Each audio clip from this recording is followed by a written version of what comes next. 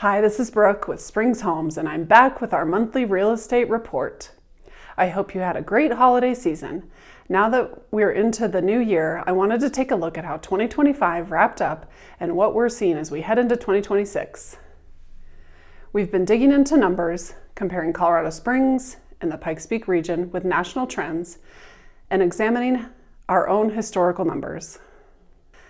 We're getting a lot of questions about the timing of your sale. We've just finished a new article that looks at the best time to sell. More on that later. Today I'm going to walk you through the December market data, give you our take on where 2026 is headed, and answer that timing question based on what the numbers are actually telling us. Let's dive in. When we look at any real estate market, we use 6 key metrics. Here's how Colorado Springs compared to the nation in December. Metric number 1, median sales price. The Pikes Peak region saw a median sales price of $469,950 for December versus $409,000 nationally. So we're running about $60,000 above the national median. Metric number 2, days on market. Colorado Springs sees 61 days on market, where nationally we're looking at 53 days. Our homes are taking 15% longer to sell. Metric number 3, sale to list ratio. Colorado Springs sees a 98.5% sales to list ratio, where nationally you'll look at 98.4%. Essentially identical, homes are selling for about 1.5% below asking price. Metric number 4 is inventory per 10,000 residents. So Colorado Springs has 37.3 homes per every 10,000 residents, where nationally you're looking at 42.1 homes. We have 11% less inventory relative to our population. Metric number 5 is months of supply. Colorado Springs currently has 3.1 months of supply, where nationally we're looking at 4.2 months. We're about 19% tighter than the national market. But here's the context that matters. We've tripled our inventory since those busy 2020-2021 years when we were at just 1 month of supply. The average for Q4 in 2025 was 4 months of inventory. This is approaching a balanced market territory. We're not in that 2020-2021 seller's market anymore. As a matter of fact, we're starting to hear our current situation referred to as a soft buyer's market. The final metric, number 6, is price reductions. Colorado Springs sees about 23.5% price reductions, where nationally they're seeing 39%. Only 1 in 4 of our sellers are cutting prices compared to nearly 4 in 10 nationally. This is the clearest indicator of market strength. When sellers cut prices, it means they misjudge the market.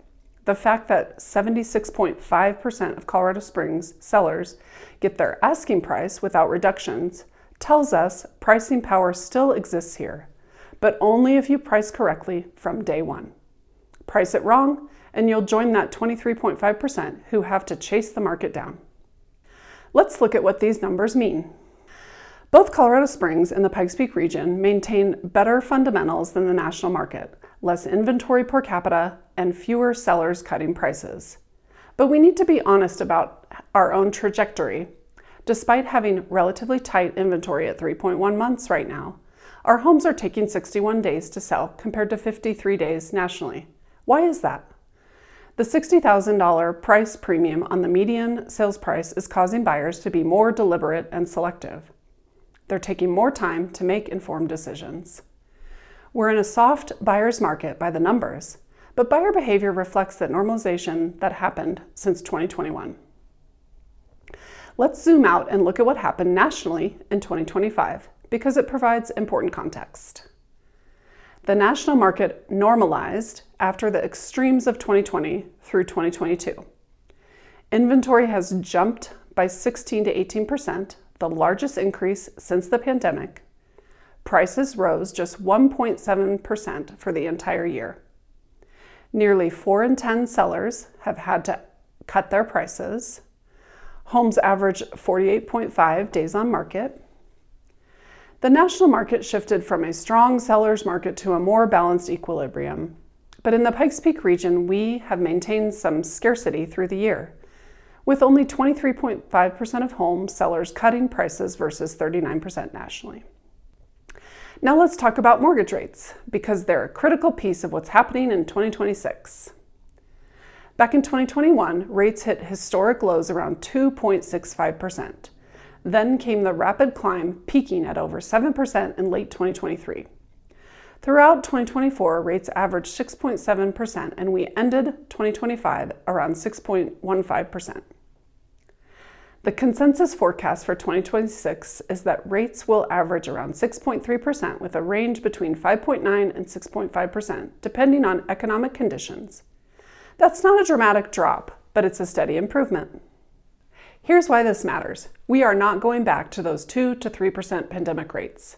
But even a modest rate drop from 6.7 to 6.3 improves monthly payments and brings more buyers into the market. In fact, economists predict that every 1% drop in rates expands the buyer pool by about 5.5 million households nationwide. Bottom line, rates are stabilizing in a range that makes homeownership possible, just not as cheap as it was in 2020 and 2021. So, what does this all mean for 2026? Based on our December analysis and the rate forecast, here's what we're expecting. Continued normalization. Our inventory grew 11% year over year in 2025. That trend should continue. Price stability. With only 23.5% of our sellers cutting prices and a tight supply higher than the national market, we're not expecting significant price declines. More likely, modest appreciation of 1 to 3% or flat pricing. Improved affordability.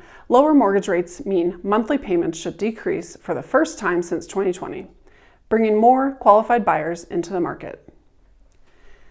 Our spring inventory surge. If inventory follows typical seasonal patterns, we should see 3,500 to 4,000 active listings by May, potentially 40 to 60% more competition than early in the year. So, is now a good time to sell? The answer is yes, but with important conditions. Why early 2026 works.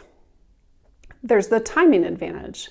List in the next 60 days and you're competing in a smaller field before the spring flood hits. Pricing power still exists. 76.5% of sellers who priced correctly from day one get their number without price reductions. The other 23.5%, they start too high and have to cut their price. Buyers are returning. With rates stabilizing around 6.3% instead of 7%, more qualified buyers are active. They're selective, but they're ready to purchase. What you must accept, the 2021-2022 market is gone. No bidding wars, no waived inspections. Timeline is 60 to 90 days, not 30. Price within 2 to 3% of recent comparable sales, and you're in that 76.5% who succeed. Start high, you're chasing the market down. At a $470,000 median price point, buyers are selective. Your home needs to compete on condition, not just price. Bottom line, Colorado Springs didn't follow the national script in 2025. While the nation saw massive inventory surges and 39% of sellers cut prices, we maintained better fundamentals with only 23.5% needing price reductions. We're not in the hot market of 2021 and 2022, but we're not a true buyer's market either.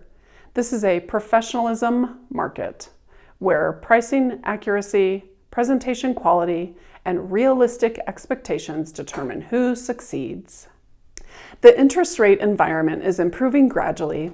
Combined with our structural scarcity compared to the nation, sellers who list early with competitive pricing will have an advantage before spring competition arrives. Finally, keep an eye on your mailbox. Our 2026 Q1 market report is in the mail next week.